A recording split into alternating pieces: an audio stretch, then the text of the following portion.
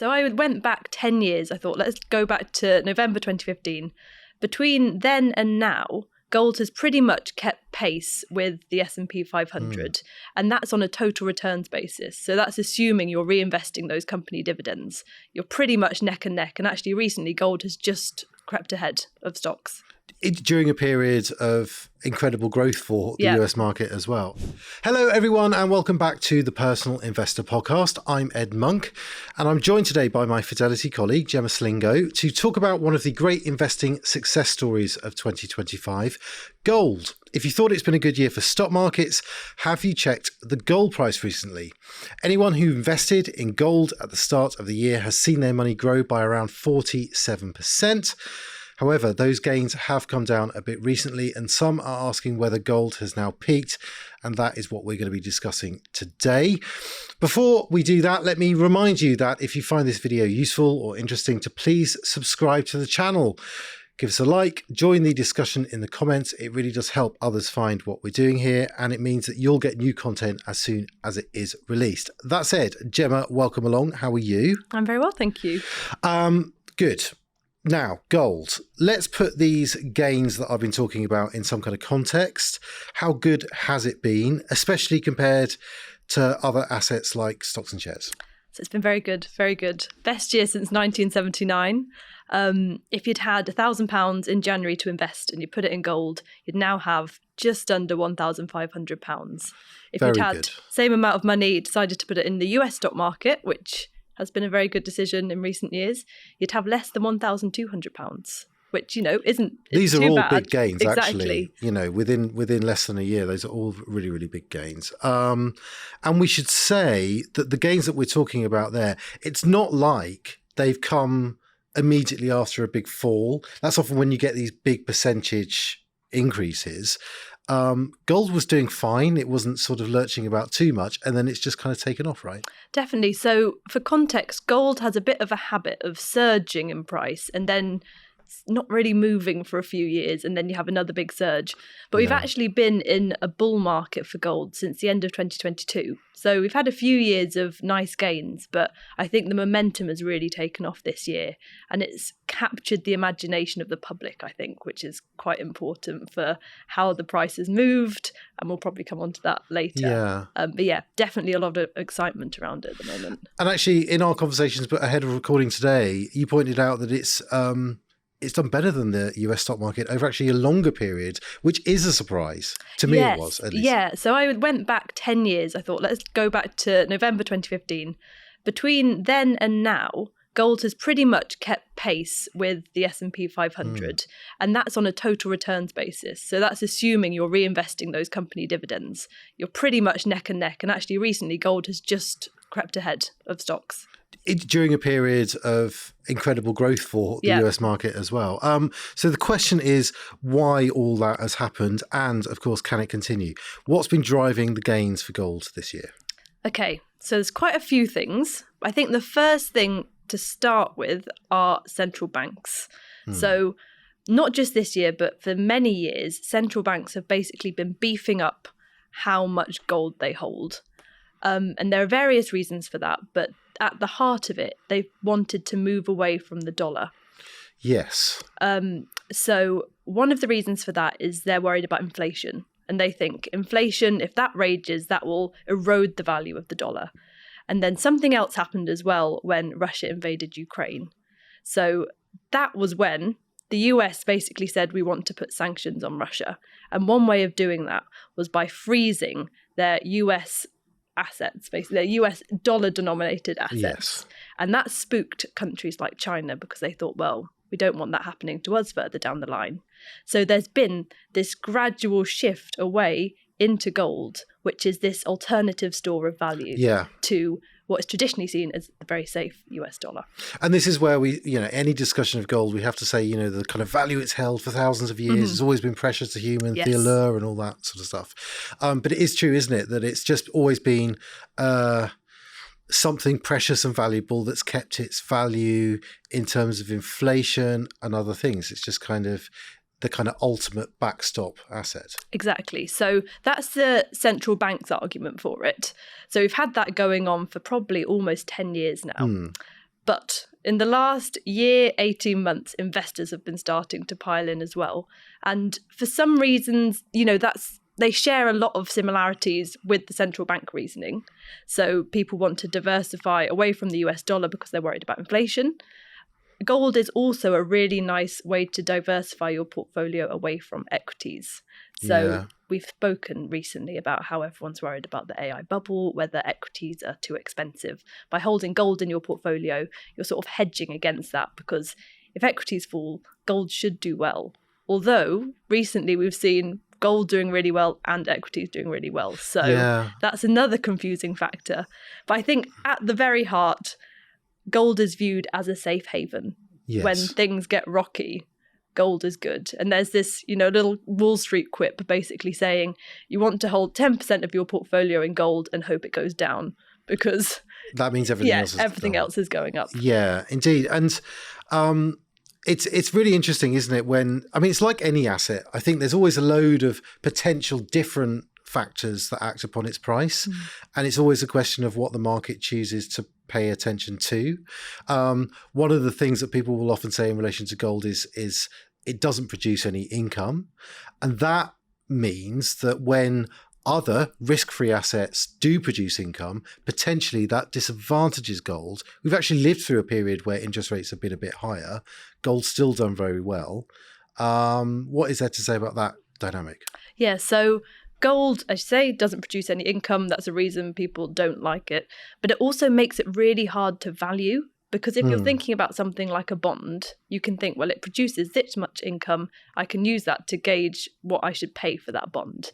And you can think in a similar way about stocks. So you think, okay, they produce dividends, they produce profits. You can use that to think about how much you should pay for a stock. But gold doesn't have anything like that. It is very much not finger in the air, but it's based on what people think is going to happen in the future, rather than anything particularly tangible, which makes it a really tricky investment in some ways. And presumably, if that sort of quite structured demand from central banks has ebbed slightly, but we've got this consumer demand for gold, part of that has surely got to be a momentum-driven, chasing that return, seeing how well gold has done. That can happen in markets, can't it? Then people, for quite long periods, but it can be sort of a kind of FOMO. I think so. So far we've talked about really clear-headed, rational reasons why someone would want to hold gold. But I think particularly this year, people have just seen it going up and up and thought, well, I don't want to sit on the sidelines for any longer because people are making huge amounts of money. And I think it has definitely become a bit of a momentum trade. And that is feeding into some of the anxiety now, because people are thinking, is it getting too frothy? Hear news stories about people queuing around the block in Japan to buy gold. Right. I think the Royal Mint website where you can buy like sovereigns and all the rest of it, that crashed recently because there was so much demand for it. So I don't know, the signs are there where it's starting to get a bit frenzied, I think. Well, that leads us on to what happens from here. We've had a great run, but we are currently a little bit off those highest peaks, which kind of happened in October, I guess. Why that sort of dip just recently, and can the run sort of continue beyond that and despite that?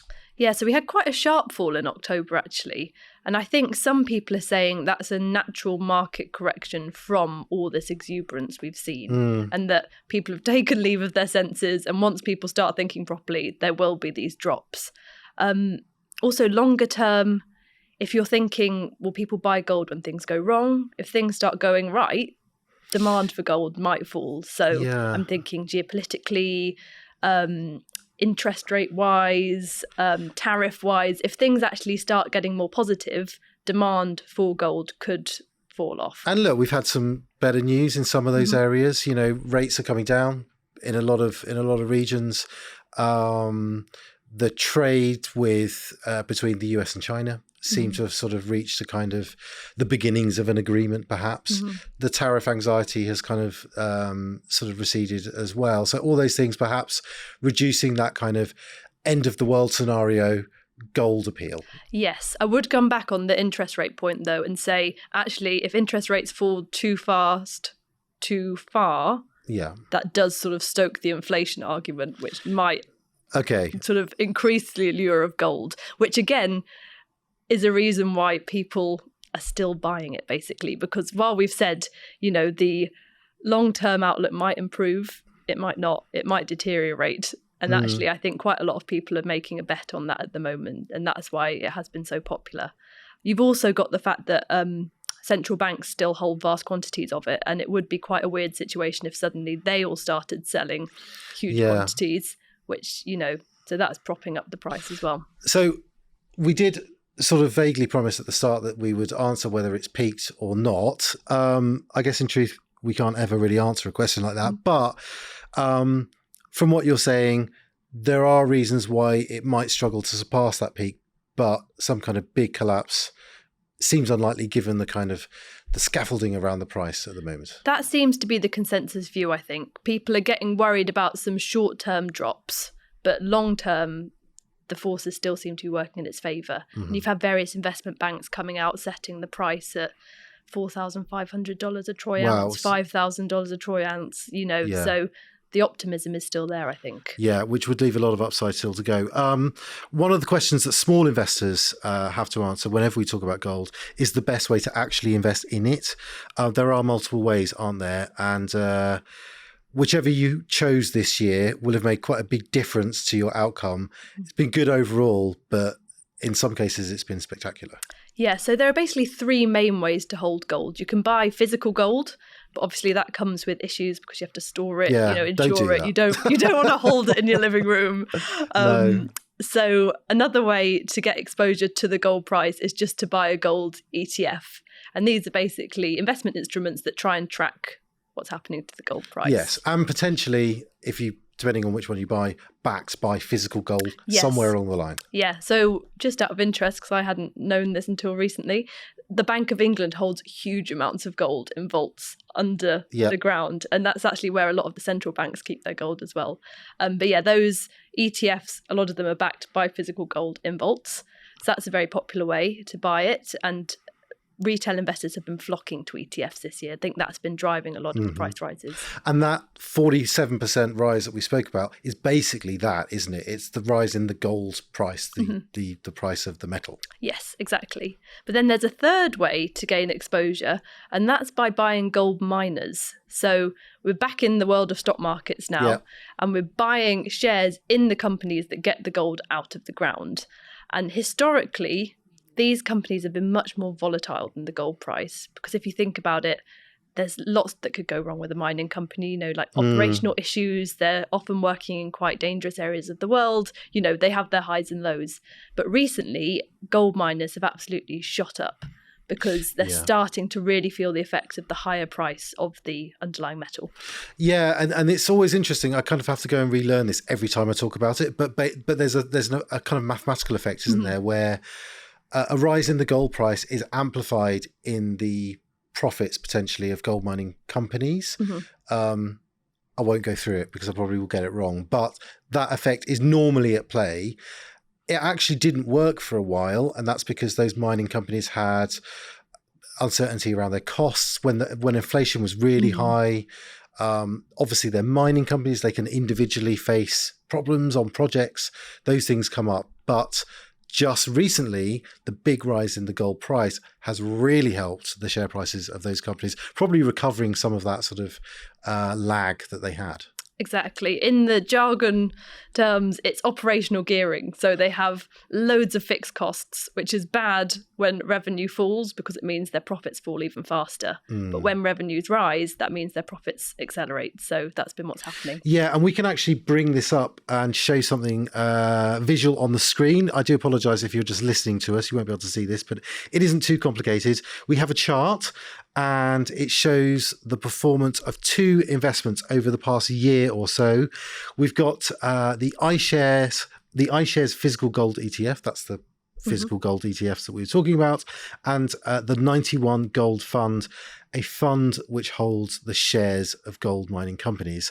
You can see there actually the dramatic difference between the performance, particularly through 2025.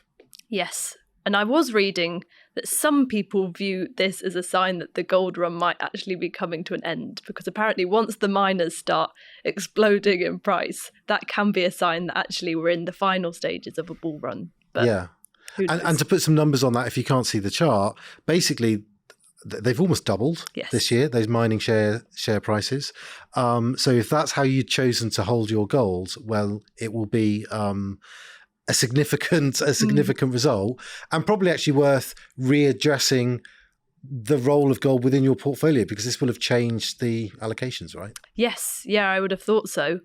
And I think when you're thinking about mining shares in particular, if you're wondering whether to hold them, you should be aware they do tend to bounce around a lot. More volatile, yes. They're much more volatile, because the chart on the screen only shows 1 year, but if you go back a bit further, you can see more clearly how they jump around. Indeed, and actually gold's physical gold, I should say, has done a bit better over those longer periods.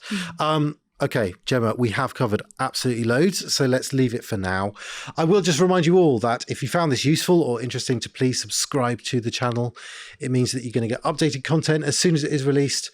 Give us a like, share the episodes if you want to do that. It really does help people find what we're doing here. That all said, Jemma, thanks for joining me. Thanks, Ed.